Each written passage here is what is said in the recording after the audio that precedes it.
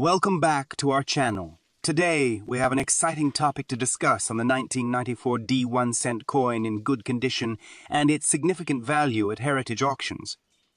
Coins like this 1994 D penny are not just pocket change. They are pieces of history that tell fascinating stories about the past. When it comes to assessing the value of such coins, factors like mint condition, rarity, and historical significance play a crucial role.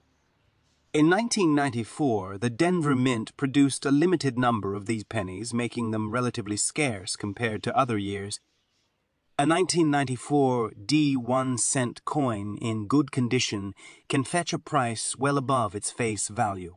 In fact, these auctions have seen these coins being sold for $100,000 and sometimes $200,000 of dollars, depending on their condition and historical importance.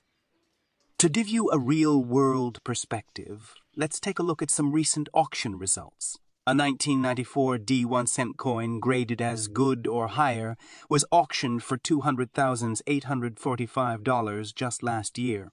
This goes to show the demand and value these coins hold among collectors and investors. Please subscribe to my channel, Happy Collecting,